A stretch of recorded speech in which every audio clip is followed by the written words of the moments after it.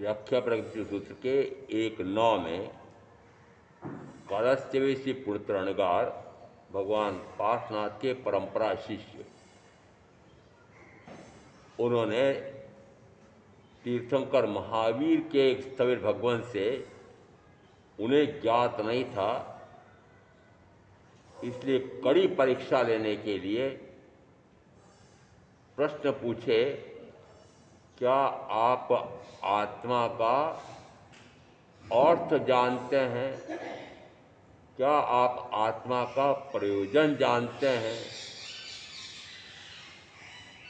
से लगा करके, क्या आप विसर्ग का अर्थ जानते हैं? क्या आप विसर्ग का प्रयोजन जानते हैं?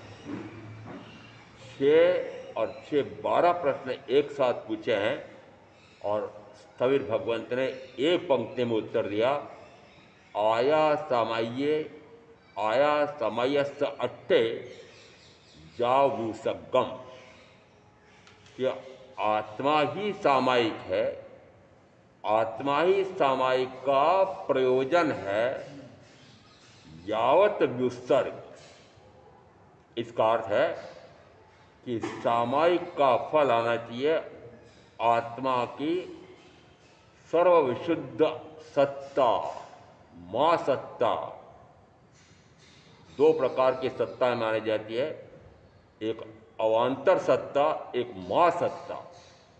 तो मां सत्ता क्या है कि जिस समय महामुनि महावीर ध्यान में संलग्न हैं, मात्र अपने आप को ही अपने आप का जानना, अपने आप को ही अपने आप का देखना, अपने आप में ही निरंतर मग्न रहना और उपयोग एक समय के लिए भी बाहर न जाने देने वाला, ऐसा अखंड ध्यान कर रहे होते थे।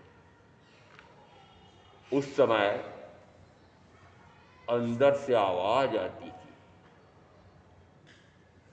भूख लग रही है, थोड़ा आहार ले आऊं। मां सत्ता से पुकार देती थी, अभी और ध्यान में स्थिर रहा, और अवान्तर सत्ता चुप हो जाती थी, पुनः ध्यान में मग्न हो जाती थी।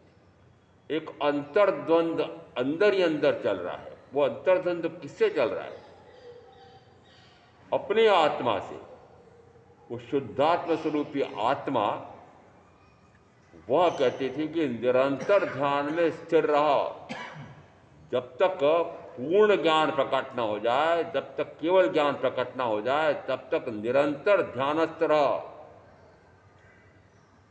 अंदर की पुकार इस प्रकार की हो रही थी, बाहर की पुकार हो रही थी कि इतना दिन हो गए हैं, इतना समय हो गया है, भूख लग रही है, चुप रहा। ये भूख लग रही है ऐसा बोलने वाला कौन, और चुप रहा ऐसा बोलने वाला कौन? आत्मा ही। स्वयं ही स्वयं को बोध दे रहा है, स्वयं ही स्वयं को सजग कर रहा है, कोई और सजग करने कहां से आएगा? और उस समय वे महामुनि महावीर जरा सा विचरण हुआ होगा, तुरंत सावधान होते हैं, पश्चाताप धिक्कार करते हैं और ध्यानाग्नि में ध्यानांतरी में प्रवेश कर जाते हैं। और ऐसा ध्यान करते करते करते कितने वर्ष लगे? तो 12.5 वर्ष लगे। क्या 12.5 वर्ष में कभी वे आत्म ध्यान में संलग्न नहीं हुए थे? हुए थे। कहां तक हुए थे? 2 आवलिका से लगा करके, 2 मिनट से लगा करके, और यहां तक गिन लेना कि बढ़ते बढ़ते कितनी बार, उतरते चढ़ते कितनी बार, 48 मिनट से न्यून 2 घड़ी से कम तक गए और वापस लौटे। निरंतर 2 घड़ी तक स्थिर नहीं रह सके। ऐसा करने में प्रथम श्रमण उनको 1000 वर्ष लगे, महामुनि महावीर को 12.5 वर्ष लगे, और इंद्रभूति गौतम को 30 वर्ष लगे। उसको आप ग्रस्त ध्यान में रह करके ऐसी उस महासत्ता को प्रकट कर सकते हैं, ध्यान में रह करके।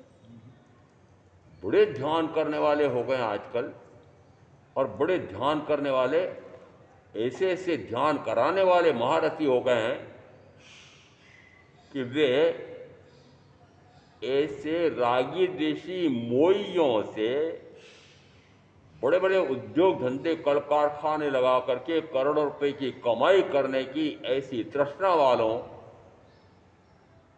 को जिस समय ध्यान में बिठाते हैं तो कहा जाता है कि उन्होंने शुक्ल ध्यान की साधना की। थोड़ा बहुत तो जानते होंगे। क्या वर्तमान के इस आरे में उत्पन्न होने वाला मनुष्य ध्यान में 4 प्रकार के ध्यान हैं: आर्त ध्यान, रौद्र ध्यान, धर्म ध्यान, शुक्ल ध्यान। 2 से प्रथम तो वह पूर्णतः परे हो। 2 से किससे?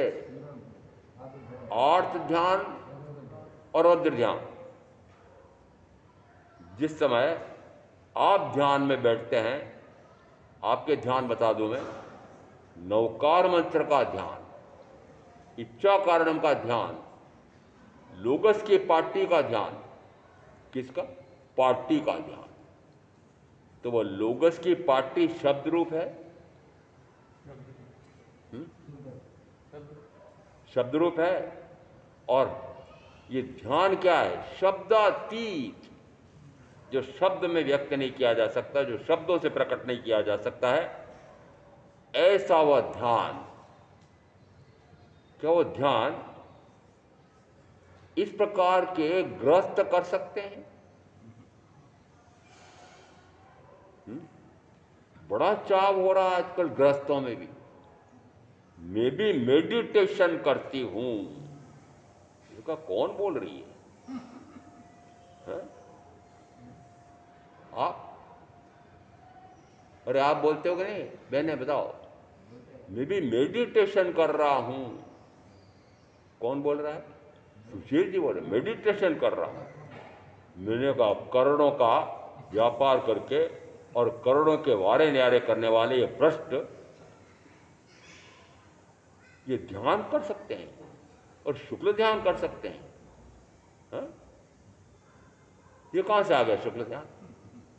वर्तमान में आर्त रौद्र से परे होना भी अत्यंत कठिन है।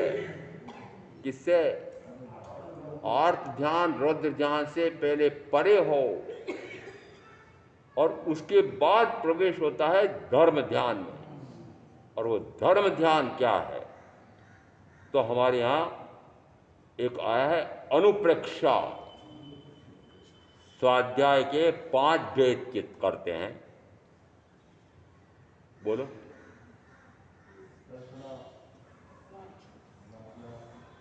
क्या करना है महाराज? ये बातें याद रखूं कि पति को याद रखूं, कि पत्नी को याद रखूं, कि बेटे बेटी को याद रखूं, कि व्यापार व्यवसाय उद्योग धंधे को याद रखूं, कि उसको संभालूं, कि याद रखूं? बड़ी समस्या आपके सामने। वाचना, प्रचना, पर्यटना और अनुप्रेक्षा। वो अनुप्रेक्षा क्या है? व्याख्या प्रगति के एक एक में वह अणगार। कौन सा अणगार? तो कहा वह ऐसा अनुप्रेक्षा करने वाला अणगार, आत्मा में आत्मा की रमणता करने वाला वह अणगार, उसी भाव में मोक्ष चला जाता है। फिर हमारे यहां उत्तराधन सूत्र के 29वें अध्ययन में 73 बोलों में से एक बोल है अनुप्रेक्षा। प्रेक्षा यानी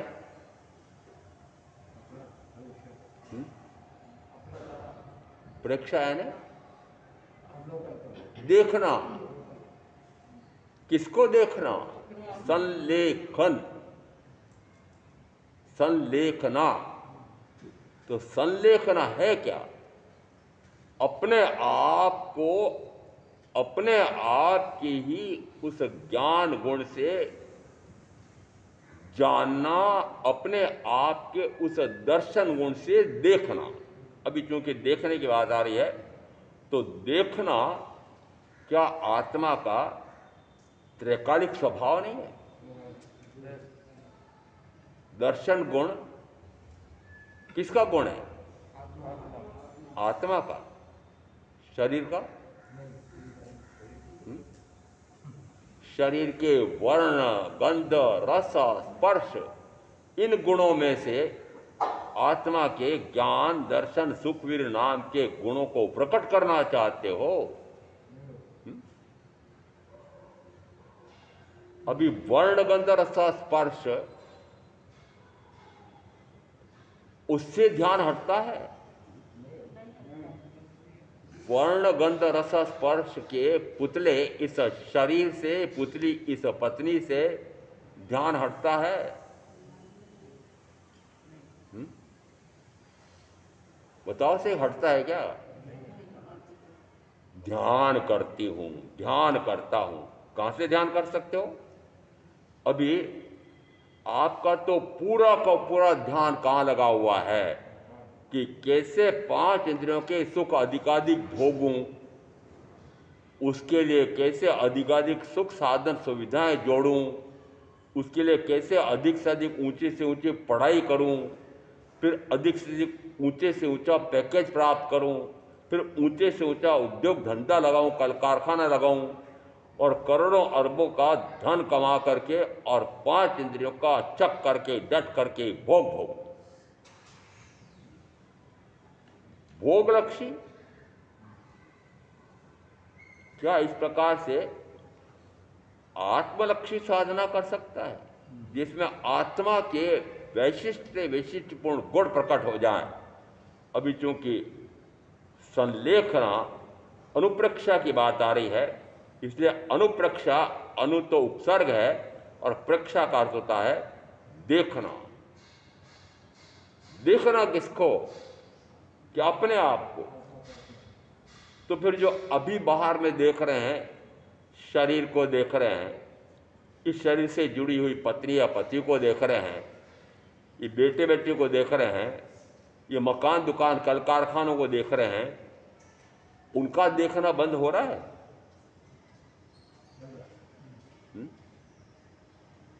अरे उनका देखना बंद हो रहा है।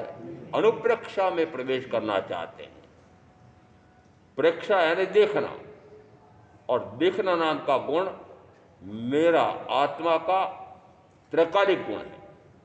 और वो त्रैकालिक गुण अनंत काल से दर्शनावरणीय कर्म के कारण से आवृत रहा। वह आवरण डाला किसने? और कब से डालना शुरू किया और कितने काल हो गया कि अनादि से मेरे ज्ञान गुण पर आवरण, घनीभूत आवरण पड़ा रहा। अनादि से मेरे दर्शन गुण पर घटाटोप आवरण पड़ा रहा। और अब अपने आप को मैं यदि जानना चाहता हूँ, अपने आप को यदि देखना चाहता हूँ, तो वह ज्ञानावरणीय कर्म, वह दर्शनावरणीय कर्म बाधक बन करके खड़ा हो जाता है। कर्म मुझे बाधित कर सकता है, कर्म मुझे अवरोधित कर सकता है। कर्म बेचारा, बेचारा कहता हूं, कर्म बेचारा पुद्गल है। कर्म बेचारा पुद्गल है, और मैं अनंत ज्ञान गुण शक्ति संपन्न आत्मा, अनंत दर्शन गुण संपन्न आत्मा, अनंत सुख संपन्न आत्मा, अनंत वीर गुण संपन्न आत्मा, और अपने आप के इन गुणों से ही अभी तक अपरिचित बैठे रहे हो। कितने काल से, कि अनंत काल तक अपरिचित बैठे रहे। मैं अपना कह रहा हूं, इस भव के भी बहुत सारे वर्षों तक अपने उन वैशिष्ट्य ऐसे इन गुणों से अपरिचित बैठा रहा, भोग में ही मग्न रहा। आप क्या कर रहे हैं?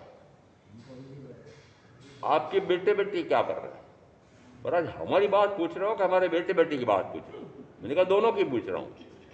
क्यों? क्योंकि बेटे बेटी तो आते नहीं है, तो उन बेटे बेटी की बात मैं किससे पूछूं?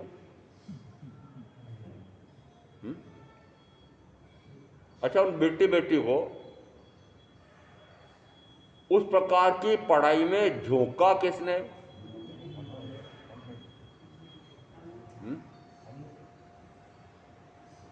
माता पिता ने। तो मां दोषी, मां अपराधी कौन हुआ? तो दंड किसको मिलना चाहिए? और दंड तैयार है, दंड तैयार है। ठेठ पुरुषों के लिए 7वीं नारकी और स्त्रियों के लिए 6ठी नारकी। कहा जा रहे वो आपके लाडले लाडली, और उनको उस प्रकार की नारकी में धकेलने वाले आप माता पिता का क्या हाल होगा? कहा होगा? बोलो ना, है? वहीं जाना पड़ेगा। अमूल्य रत्न चिंतामणि जैसा तो मनुष्य भाव मिला है। केवली तीर्थंकर परमात्मा की वाणी सुनने का स्वर्णिम अवसर मिला है, और सदगुरु के वचनामृत का बल मिला है। वचनामृत, वचनामृत से आत्मामृत प्रकट होता है। तो ऐसे वचनामृत भी मिले हैं, और आत्मामृत प्रकट हो सकता है, परंतु 5 इंद्रियों का जहर छूटे तो। अब 5 इंद्रियों का जहर भी नहीं छोड़ना चाहते हो और आत्मामृत का पान करना चाहते हो, तो आत्मामृत का पान करने के लिए वचनामृत का पान भी कहां हो रहा है? ये केवली के जो वचन हैं, ये अमृत तुल्य कहे गए। आपने माना? कभी सुना भी? सुना भी? महाराज सुनते रहे रोज आपको। मैंने कहा सुन ही नहीं रहे हो, सुन ही नहीं रहे हो। मैंने कहा जैसी पति पत्नी की सुनता है, पत्नी पति की सुनता है, वैसा मुझे सुनते हो क्या? और मैं उदाहरण देने के लिए कहता हूं, जिस समय भोजन से निवृत्त करके और पति मैदान में कार्य करने के लिए जाते हैं, उस समय वह धीरज से बोलती है, शाम को आओ, उस समय ये कार्य करते आना, ये वस्तुएं लेते आना। वो 1 दिन की योजना, 1 सप्ताह की योजना, 1 महीने की योजना, 4 महीने की योजना, 1 वर्ष की योजना, 5 वर्ष की योजना, 25 वर्ष की योजना है। जो जो योजना बताती है, मुझे ज्ञात है वह बहुत धीरे से बोलती है, परंतु आप सुन लेते हो। और मैं चिल्ला चिल्ला करके बोलता हूं, तब भी सुनते ही नहीं। अब बताओ, आप कहते हैं कि नहीं महाराज, हम भी तो साधना करना चाहते हैं, हम भी तो मोक्ष की साधना करना चाहते हैं। कहाँ चाहते हो? कौन आज मोक्ष की साधना? आज मैं कहूं, अब भी यहां कहूं, यहां कौन कौन चाहता है कि मोक्ष चले? मैं चलता हूं लेकर के। महाराज, मैं आपके साथ मोक्ष जाने के लिए तैयार तो हूं, परंतु मेरा स्वास्थ्य ऐसा हो गया है, मेरे को ये रोग महारोग आ गए हैं। मेरी पत्नी इस प्रकार से, हमारे संतान तो कोई हुई नहीं, और वह निरंतर रोग शैया पर ही पड़ी रहती है। और अब मैं आपके प्रवचन में आऊं तो आऊं कैसे? जब तक उसकी आया नौकरानी ना आ जाए, तब तक मैं आ नहीं सकता। और नौकरानी आती है ठेठ 10 साढ़े 10 बजे, आपका प्रवचन तो उसके पहले पूरा हो जाता है, तो आऊं कैसे? महाराज, मेरी पत्नी कैंसर रोग से पीड़ित है और चिकित्सकों ने घोषित कर दिया है कि अंतिम श्रेणी का कैंसर है। महाराज, तब भी उसकी सेवा तो मुझे करनी पड़ती है, रुकना पड़ता है। आप कहते हो प्रवचन में क्यों नहीं आते, तो कैसे आऊं?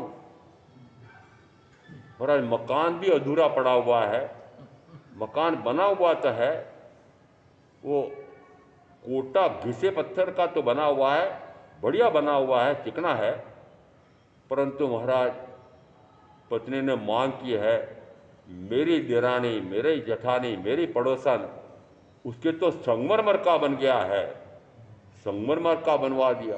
नहीं नहीं, संगमरमर का तो कईयों का बन गया है, मुझे तो ग्रेनाइट का चाहिए। हाँ, ग्रेनाइट का, मेरे तो कांच का महल चाहिए। बताओ कहाँ कहाँ तक की मांगे हैं आपकी बहनों?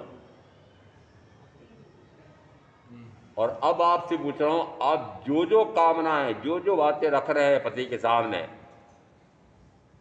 पति दासत्व को स्वीकार करके और फटाफट पूरी करता है। क्या शब्द बोला है? किसकी दासता? पत्नी की दासता, पति की दासता, और मोक्ष जाना चाहते हैं। और ये दास्तां छूट रही हैं।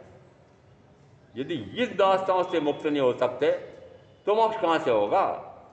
इसलिए कहा, यदि मोक्षाभिलाषी है, जम अन्नाणी कम्मम कवई बहुआई वास कोडिहम तम नानी तीम गुत्तो खवई उसास मित्यनम। कहा है कि जैसे अज्ञानी करोड़ों करोड़ों वर्षों का तप करके और जितने कर्मों को क्षीण करता है, उतने कर्मों को ज्ञानी त्रिगुप्त होकर के एक श्वासोच्छ्वास में क्षीण कर सकता है। तो त्रिगुप्त होकर के एक ज्ञानी संयमी, त्रिगुप्त कौन हुआ जा सकता है? मन से मनन नहीं, मन गुप्त, वचन की वर्णना भी नहीं, वचन गुप्त, और काया या इंद्रियों की कोई क्रिया नहीं करना, उसको कहा जाता है मना गुप्ती, वचन गुप्ती, काय गुप्ती। और तीनों प्रकार की गुप्तियों से गुप्त होकर के ऐसा वह जो संयमी है, वह एक श्वासोच्छ्वास में कितने कर्मों की निर्जरा कर सकता है कि अज्ञानी करोड़ों करोड़ों वर्षों का तप करके, ध्यान करके उतना कर सकता है। तो बताओ महत्ता किसकी स्थापित हुई? तो प्रथमतः वह सर्वतः सर्वथा जीवन पर्यंत के लिए, सर्वतः सर्वथा जीवन पर्यंत के लिए पापों से निवृत्त हो जाता है। प्रथमतः 5 प्रकार के पापों से निवृत्त होता है। यहां सामायिक, सामायिक के बाद में दूसरा प्रश्न पूछा था प्रत्याख्यान, कि सामायिक का अर्थ और प्रयोजन क्या है, प्रत्याख्यान का अर्थ और प्रयोजन क्या है। तो अब यहां सामायिक का प्रयोजन क्या है? आप जो सामायिक करते हो, मैंने जो सामायिक ले रखी है, ले रखी है, सामायिक लेने देने की वस्तु है। तो ली मैंने ली, मेरे गुरु ने कहा कि तुम ऐसा करो कि सामायिक ले लो जीवन पर्यंत के लिए, तो मैंने जीवन पर्यंत के लिए ले ली। मुझे भाव आता था, जिस समय आश्रम पर शिविर लगते थे तो बार बार वस्त्र बदल करके और फिर वापस सामायिक लेने के लिए वस्त्र फिर बदलना पड़ता था।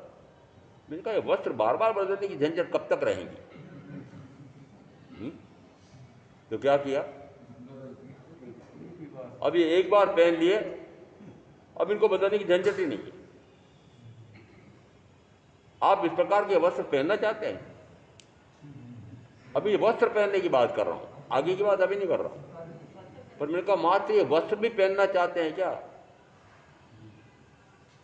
महाराज, मेरी एक प्राण प्यारी पोती बेटी, उसने उसके विद्यालय में एक विचित्र वेशभूषा का कार्यक्रम रखा था और उसमें फिर वह एक साध्वी बन करके पर्दा बंद कर रखा था, साध्वी बन करके जैसी बैठी थी और जैसी अवनिका हटती है, सारे सामने बैठे हुए दर्शक मसड़ मंदामी, किसको? नाटक कर रही है। क्या कर रही है वो? विचित्र वेशभूषा का नाटक है ना। अब बताओ, आपकी सामायिक भी नाटक है कि नहीं?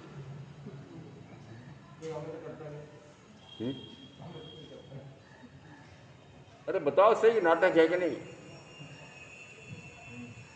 महाराज, महामंत्री जी कहेंगे पहले ही तो मेरे श्रावक श्राविका सामायिक नहीं करते हैं, फिर आप कहोगे ये सामायिक तो नाटक है, तो वो भी छोड़ देंगे। ऐसा नहीं कहा है।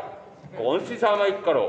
कि ऐसी सामायिक करो कि जिससे आत्मा प्रकट हो जाए, आत्मा को उपलब्ध हो जाए, आत्मोपलब्धि हो जाए, आत्मा सर्व प्रकार के घाती कर्मों को क्षीण करके और परम शुद्ध, परम बुद्ध, परम निर्मल, परम निर्विकारी हो जाए।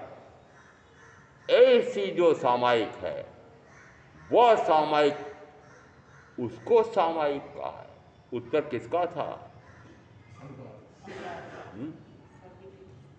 तीर्थंकर महावीर के स्थविर भगवंत का उत्तर है।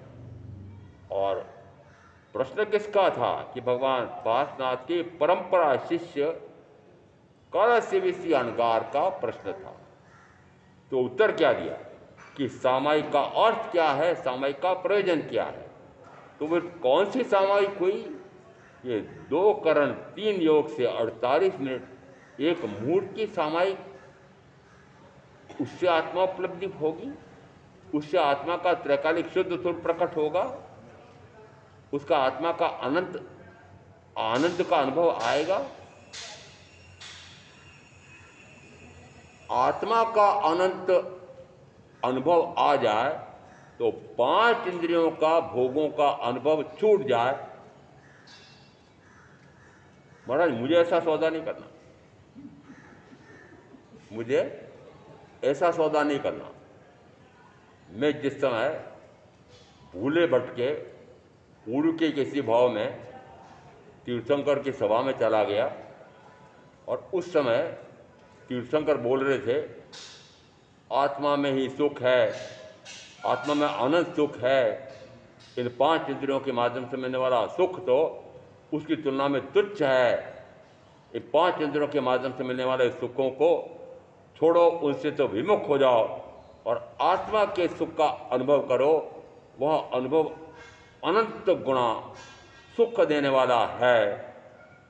मैं धीरज से बोला, भगवान, मेरे हाथ में 5 इंद्रियों के सुख हैं, मुझे प्रत्यक्ष अनुभव आ रहा है कि मुझे सुख मिल रहा है। आप मुझसे वे सुख तो छुड़ाना चाहते हो और अगम अगोचर में जा कर के वो सुख प्राप्त करो। किसने देखा? उस सुख का आस्वाद किसने लिया? कहाँ है सिद्धशिला, कहाँ है लोकाग्र, जहाँ पर वे अनंत सिद्ध इस प्रकार के निरंतर आत्मा के सुख में मग्न रहते हैं? कहाँ ऐसे अर्यंत हैं? कहाँ ऐसे अर्यंत हैं? कहाँ है? कहाँ है अर्यंत? यहाँ तो है नहीं, यहाँ तो है नहीं। तो फिर कहाँ है? कैसे पता लगाऊं कि ऐसे अर्यंत भी होते हैं? तो फिर गुरु कहते हैं कि वर्तमान में भी महाविद्य क्षेत्र में निरंतर वहाँ पर चौथा आ रहा रहता है और वहां पर प्रकाश के कितने अरिहंत हैं, गिनती बोलो। और 20 तो विहरमान तीर्थंकर हैं, फिर कितने करोड़ हैं कि नहीं, गुजर रहे हैं कि नहीं। तो फिर केवल ज्ञान उपलब्ध है कि नहीं, केवल ज्ञान प्रकट किया जा सकता है कि नहीं। तो प्रमाण दे रहा हूं कि केवल ज्ञान प्रकट किया जा सकता है। प्रमाण दे रहा हूं कि अनंत जीवों ने केवल ज्ञान प्रकट किया है। कितने सिद्ध हो गए हैं?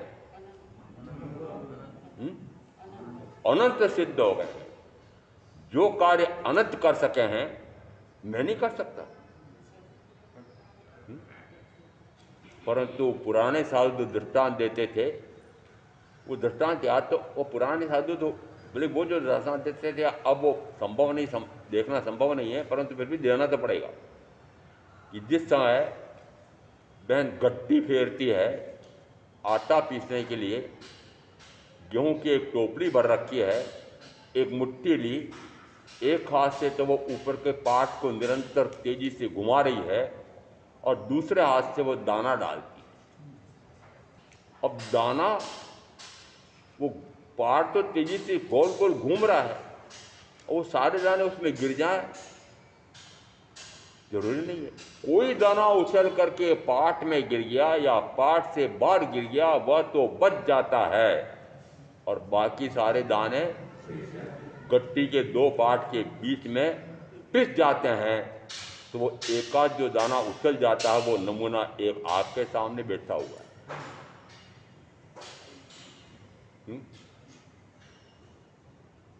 बनना चाहते हो कि गट्टी में पिसते रहना चाहते हो, उछल जाना चाहते हो, अरे छलांग लगाना चाहते हो, अरे छलांग लगाना कहाँ है, छलांग लगाना कहाँ है, अपने आप में छलांग लगाना है। वो छलांग कौन सी होगी? ये 5 से जो छलांग लगाते हैं वो नहीं, अपने आप में छलांग, यानी 5 इंद्रियों के भोगों से परे होकर के, उन भोगों के निमित्त परिजन धन वैभव भोग साधनों से परे होकर के, मात्र गुरु के बल पर, गुरु के वचनों के बल पर, वितरा परमात्मा के वचनों के बल पर वो छलांग अपने आप में लगानी है, आत्मा में।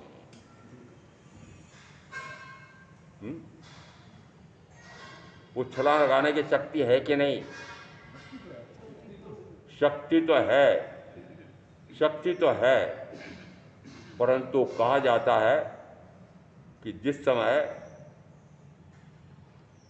मूर्छित हो गए थे लक्ष्मण, उस समय घोषणा हो गई कि यदि सूर्योदय होने के पहले पहले ये मूर्छा टूट जाए तब तो ये जीवित रहेंगे, नहीं तो जीवित नहीं रहेंगे। उसके लिए एक जड़ी बूटी लाना है, वैद्य ने बता दिया। वो जड़ी बूटी कहाँ से मिलेगी? कि अमुक पर्वत पर मिलेगी। अब उस पर्वत पर जाकर के लाना और सूर्योदय हो उसके पहले पहले लाना। कौन जाए?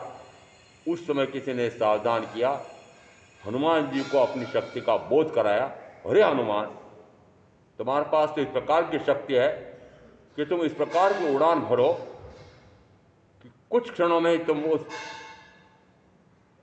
पहाड़ी पर पहुंच जाओ। तो शक्ति तो थी, पर जगाने वाला कोई निमित्त चाहिए था। शक्ति तो हनुमान की थी, पर वो उस शक्ति से स्वयं अपरिचित थे। तो किसी ने अपनी शक्ति का परिचय कराया, तो मैं भी तो आपकी शक्ति जानता हूं। ऐसी संजीवनी बूटी कि पुनः जन्म ही न लेना पड़े। संजीवनी बूटी, कौन सी संजीवनी बूटी? कि तीर्थंकर के वचन मेरे अनुभूत, उन वचनों के बल से मैं अजर अमर अविनाशी स्वरूप प्रकट कर सकता हूं। बोलते जरूर हो। उठ जाग मेरे चैतन्य प्रभु में भी बोलते हो। और अंतिम पंक्ति में मुझे बता है क्या बोलते हो, क्या बोलते हो? आत्मा अंतर में आ जाओ। आगे क्या बोलते हो? बोलते हो मात्र कर्म की जबान से बोलते हो, बाहर की दुनिया वो सिराओ। क्या शब्द है उसमें? रट्टू तोते जैसा रोज बोल देते हो। शब्द क्या आ रहा हो? शब्द क्या आ रहा है? बाहर की दुनिया। वो बाहर की दुनिया कौन सी? जो आत्मा को छोड़ करके बाकी सारी दुनिया बाहर की दुनिया है। वो बाहर की दुनिया को तो वो सिराओ। अच्छा, आपको बोलते बोलते कितना काल हो गया?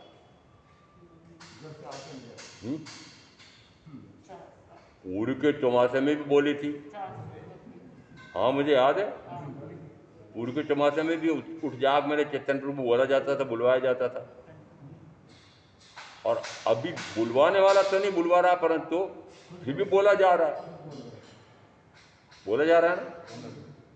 तो मात्र चमड़े की जबान से बोल रहे हो कि अंतरतम से बोल रहे हो? आज निर्णय करो।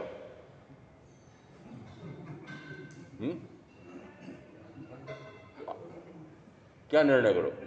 अरे दूसरी तरफ इशारे मत करो, वो दूसरे की तरफ इशारा मत करो, अपने आप की तरफ से इशारा करो कि मैं ऐसा क्यों नहीं कर सकता, मैं ऐसा क्यों नहीं कर सकता। जब भी कोई विषय आता है उस समय वाचना, प्रचना, पर्यटना, अनुप्रेक्षा। अब यहाँ वाचना तक आ जाएगा, प्रचना तक आ जाएगा, पर्यटना तक भी आ जाएगा। और जैसे अनुप्रेक्षा की बात आई, मतलब अनुप्रेक्षा तो हो ही नहीं सकती। अनुपसर्ग है और प्रेक्षा है ना देखना। अब अपने आप को देखना, महाराज अपने आप को कहाँ से देखूंगा? अभी मेरा बाहर का देखना छूटे तो ना। अभी किस किस को देख रहे हो? अभी जिस जिस को देख रहे हो, कोई गिनती नहीं, अनंत। जिस जिस को देख रहे हो उन सब का जिस समय देखना बंद हो तो कहा जाता है अनुप्रेक्षा में प्रवेश हो सकता है। और अनुप्रेक्षा साधक, अब यहां अनुप्रेक्षा साधक क्या करता है कि वह असाता वेदनी कर्म का बार बार चय उपचय नहीं करता है। और वह प्रथमतः 4 प्रकार दिए, 4 प्रकार के, 4 प्रकार यानी प्रकृति, प्रदेश, अनुभाव और स्थिति। 4 प्रकार से बंद होता है। बंद के 4 भेद दिए, प्रकृति बंद, प्रदेश बंद, स्थिति बंद। ये 2 किस्से होते हैं और 2 किस्से होते हैं। प्रकृति बंद, प्रदेश बंद अंतर है। प्रकृति बंद कौन सा? कि कौन सी कर्म प्रकृति का बंद हुआ है, वह कितना गहन है या छिछला उछला है, कितनी गहनता से बांधा है, वो प्रकृति बंद और अनुभाव बंद। तो प्रकृति बंद तो कहा गया कि वह तो बाह्य है। अनुभाव बंद, अनुभाव बंद या अभ्यंतर भावना से, अभ्यंतर की भावना से। स्थिति बंद, स्थिति बंद किसको कहते हैं? कि कितने काल का वह कर्म का बंद हुआ है और कितने काल तक वह मुझे सुख रूप या दुख रूप अनुभव कराएगा। तो महत्वपूर्ण मात्र 2 हैं, कितने काल तक मुझे सुख रूप या दुख रूप अनुभव कराएगा, स्थिति बंद, और अनुभव बंद यानी कितने काल तक मुझे आभ्यंतर का दुख मिटा करके आभ्यंतर का अनंत सुख उसका अनुभव कराएगा। यह है अनुप्रेक्षा। और यह अनुप्रेक्षा मात्र स्वाध्याय का एक भेद है। और जिस समय मैं कहता हूं अरे कहाँ ध्यान में जा रहे हो, पहले स्वाध्याय तो कर लो। ध्यान कौन सी है? अर्थ ध्यान, रौद्र ध्यान, धर्म ध्यान और शुक्ल ध्यान। तो मैंने कहा शुक्ल ध्यान क्या 5वें आर्य के मनुष्यों को उपलब्ध है? नहीं है। तो शुक्ल ध्यान क्या है कि शुक्ल स्वरूप प्रकट हो जाए। शुक्ल है ना उज्ज्वल धवल, आत्मा का जो उज्ज्वल धवल स्वरूप है वो प्रकट हो जाए। वह पूर्णतः प्रकट इस आर्य में संभव नहीं। तो फिर क्या आर्य का काल का दोष है? यदि काल को आपने साधक बाधक माना तो फिर गलती हो गई। काल बेचारा कुछ नहीं करता। ये 6 द्रव्यों में काल द्रव्य को द्रव्य माना नहीं है, परंतु चूंकि उसकी विद्यमानता में उपस्थिति में मनुष्य क्षेत्र के मनुष्यों ने काल की गणना की है। मनुष्य क्षेत्र के मनुष्यों ने काल की गणना कौन कर सकता है?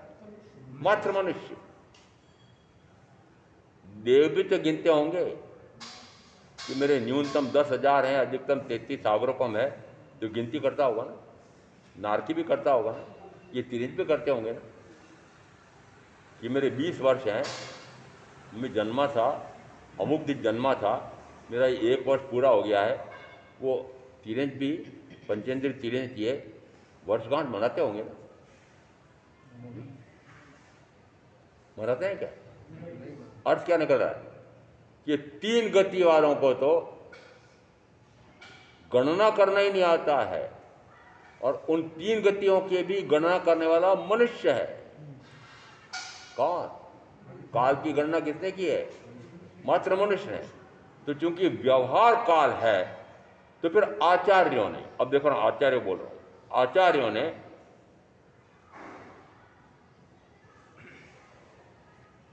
व्यवहार काल के आधार पर निश्चय काल भी मान लिया। आचार्यों ने माना है, तीर्थंकर ने माना नहीं, नहीं माना। वो स्वयं कालातीत हो गए। तो फिर ये कहते हैं कि प्रत्येक मनुष्य, जीव की नहीं कह रहा हूं, प्रत्येक मनुष्य, कि प्रत्येक मनुष्य कालातीत हो सकता है, काल से अतीत। ये काल की बाधा आत्म साधना में है। अभी स्वाध्याय का काल नहीं है, अभी स्वाध्याय का काल। ये अंतकृत दशांक सूत्र, ये तो स्वाध्याय का काल में पढ़ा जा सकता है, अस्वाध्याय काल में नहीं पढ़ा जा सकता। लो, और ये आत्मज्ञान, आत्मदर्शन, आत्मरण स्वरूप आत्मा के ऐसे विशिष्ट से विशिष्टतम गुण प्रकट करने के लिए वो स्वाध्याय, उसमें काल की बाधा मान ली, मान लिया, माना है। अस्वाध्याय आया है, हर आगम में लिखा हुआ अमुक अमुक समय अस्वाध्याय काल होता है। इस कारण से कि स्वाध्याय काल में मैं स्वाध्याय करूं, अस्वाध्याय काल में स्वाध्याय ना करूं तो काल की महत्ता आ गई। और वस्तुतः काल की कोई महत्ता नहीं है। ये बेचारा काल कुछ भी करने में समर्थ नहीं। अन्य 5 द्रव्य तो कुछ न कुछ करते हैं। धर्म द्रव्य, अधर्म द्रव्य, आकाश द्रव्य, पुद्गल द्रव्य, ये तो कुछ न कुछ कर रहे हैं। क्या कर रहे हैं कि निरंतर अपने गुणों में रहते हैं, पर गुण में कभी जाते ही नहीं है। अनादि से अनंत काल तक के चारों इस प्रकार के धर्म, अधर्म, आकाश और चौथा पुद्गल। अब उन तीन की बात मुझे नहीं करना अभी। अब इस पुद्गल या पुद्गल शरीर की बात करना। ये पुद्गल भी अपने स्वभाव से कभी भी हट करके विभाव में गया नहीं, जाता नहीं, जाएगा नहीं। कौन? पुद्गल। तो फिर पौद्गलिक शरीर, ये पौद्गलिक शरीर निरंतर सड़ रहा है, गल रहा है, इसके वर्ण में, गंध में, रस में, स्पर्श में निरंतर परिवर्तन, पर्यायंतर हो रहा है। तो जा तो रहा, बिगड़ तो रहा है, शरीर विकृत हो तो रहा है। और ये 10 द्रव्य प्राण निरंतर क्षीण हो तो रहे हैं। 10 द्रव्य प्राण, 5 इंद्रिय बल प्राण, मन बल, वचन बल, काय बल, शाश्वतवाद बल और आयुष बल, ये निरंतर क्षीण हो रहे हैं। प्रति क्षण, प्रति क्षण, प्रति समय क्षीण हो रहे हैं। अनुमान होता है कि प्रति क्षण ये क्षीण हो रहे हैं। क्यों अनुमान नहीं करते? प्रति क्षण क्षीण हो रहे हैं। और कौन से क्षीण नहीं हो रहे हैं? कि मेरा स्वयं का ज्ञान, दर्शन, सुख, वीर नाम के ये 4 गुण ऐसे हैं कि चाहे मैं इन 4 गुणों से अनंत काल तक अपरिचित बैठा रहा, तब भी ये लेश मात्र भी क्षतिग्रस्त नहीं हुए, अक्षुण्य पड़े हुए, अक्षुण्य पड़े हुए। कौन से गुण? मेरे स्वयं का ज्ञान गुण, दर्शन गुण, सुख गुण, वीर गुण। चाहे मैंने कितना ही 5 इंद्रियों के माध्यम से मैंने वाले जहर का पान किया, तब भी मेरा वह सुख गुण तो अक्षत पड़ा हुआ है। विकृत हुआ? हो सकता है? हो ही नहीं सकता। तो फिर कौन सा प्रकट करना? अभी मैंने दृष्टांत दिया था कि जिस समय तीर्थंकर कह रहे थे कि 5 इंद्रियों के माध्यम से मिलने वाले सुखों के पीछे क्यों भाग रहे हो, दौड़ रहे हो, अपने आप के सुख का अनुभव क्यों नहीं करते हो? तो मैंने कहा था, भगवान मेरे हाथ में 5 इंद्रियों के सुख हैं, आप उन सुखों को तो छुड़ाने चाहते हो, और अज्ञात में, परभाव में, आत्मा में इस प्रकार के सुख हैं, वहां खोजो, वहां खोजो। तो क्या कह के लौटाया? मैं अभी मैं बात कर रहा हूं, अपनी बात कर रहा हूं। मैं उन तीर्थंकर परमात्मा से क्या कहकर लौटाया कि मेरे हाथ में जो सुख हैं वो तो है तीर्थंकर परमात्मा, आप मुझसे छुड़ाना चाहते हो, और अज्ञात में ले जा करके पता नहीं कौन से सुखों की बात कर रहे हो। मुझे वो अज्ञात के सुख नहीं चाहिए, मेरे हाथ में ज्ञात सुख है। मेरे अनुभव में आ रहा है कि इस प्रकार के 5 इंद्रियों के सुख मिल रहे हैं। बोलो आप, मिल रहे हैं कि नहीं मिल रहे? अरे बोलो तो सही, मिल रहे हैं? मिल रहे हैं, इसलिए खूंटा गाड़ करके वहां के वहां बैठे रहोगे 5 महीने तक। कितने महीने तक? कितने महीने तक? अरे इतने महीने नहीं, इतने वर्ष बीत गए सुनते सुनते। कितने वर्ष सुन? इसमें के श्रोता भी होंगे यहाँ कि वर्षों से 10 साल, 20 साल, 30 साल, 40 साल से तीर्थंकर वाणी सदगुरु के माध्यम से सुन रहे हैं। कान पर जूं भी नहीं देगी, कुछ नहीं हुआ। वो सुना अनसुना हो गया, सुना तो भी पाला नहीं, चरितार्थ नहीं किया, सारा व्यर्थ हो गया। तो कौन सी वाणी व्यर्थ हुई? परम वीतरागी की वाणी सदगुरु के माध्यम से सुनने का अवसर मिला, वह निरर्थक हो गई। किसके पीछे? कि रागी द्वेषी मोही की वाणी सुनने के पीछे। रागी द्वेषी मोही की वाणी सुनना बंद करना चाहते हो? अभी चाहते हो? पूछ रहा हूं मैं, चाहते भी हो?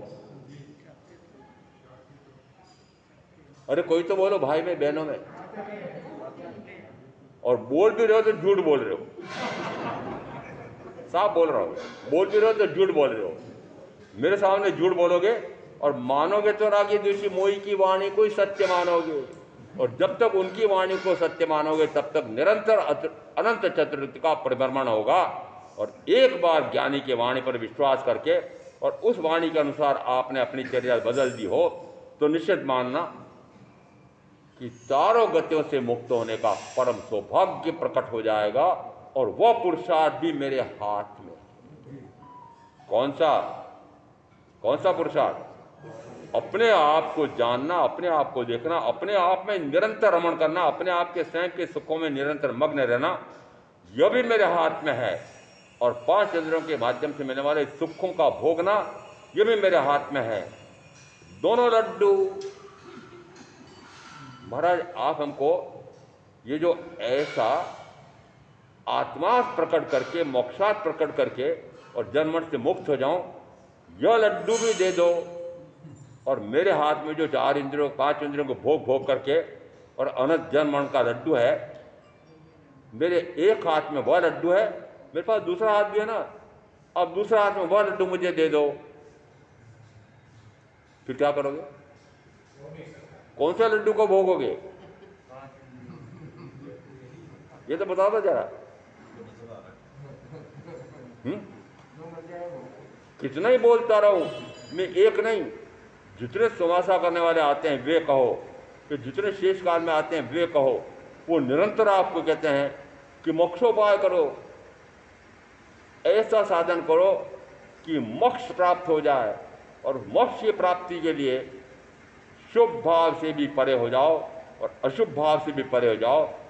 शुभ से पुण्य और अशुभ से पाप, और पाप और पुण्य दोनों से निरंतर का चतुर्गति का परिभ्रमण हुआ है। तो चतुर्गति का परिभ्रमण से मुक्त होने के लिए न पाप न पुण्य, एक बार कहूं, 100 बार कहूं, लाख बार कहूं, करोड़ों बार कहूं, तब भी आपको सुनना ही नहीं। क्या नहीं सुना? कि शुभाशुभ भावों से, पुण्य पाप से अनंत जन्मन हुआ है, इसलिए अनंत जन्मन मिटाना चाहते हो तो शुभाशुभ से परे होकर के शुद्ध में मग्न हो जाओ। तो मैंने सुना है कि शुद्ध की बात कहां से आ गई?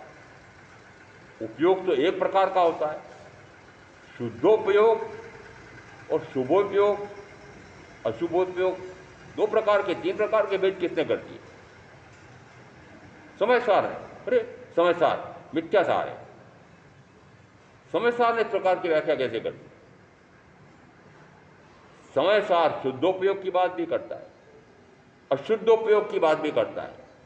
अशुद्धोपयोग में 2 हैं, अशुद्धोपयोग में 2 हैं। कौन से? एक शुभ और एक अशुभ। हमारे यहां तो मात्र शुभ भाव से मुक्त होने की साधना आई हुई है, हमारे आगमन में आया हुआ है। शुभ भाव से मुक्ति, प्रशस्त शुभ से मुक्ति। शुभ से मुक्ति हो तो शुभ में तो विहरण करते करते कई बार कितना शुभ, कितना पुण्य, इतना पुण्य कि सर्वार्थ सिद्धि का देव हो गया, क्या मोक्ष हो गया? इतना शुभ भाव में निरंतर रहता है। निरंतर आत्मचिंतन, निरंतर आत्मचिंतन, निरंतर आत्म मनन नहीं, चिंतन है, हो सकता कुछ क्षण तक मनन है, पर रमण है? रमण है क्या? रंभाण है क्या?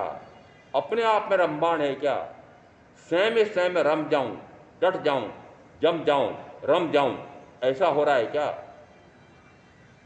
जिस समय ऐसा होता है उस समय मानना कि जन्मन से ही मुक्ति का उपाय हो गया है। ऐसा तत्व का स्वरूप समझ करके मैं आप जो साधना करेंगे उनका कल्याण होगा। ओम शांति।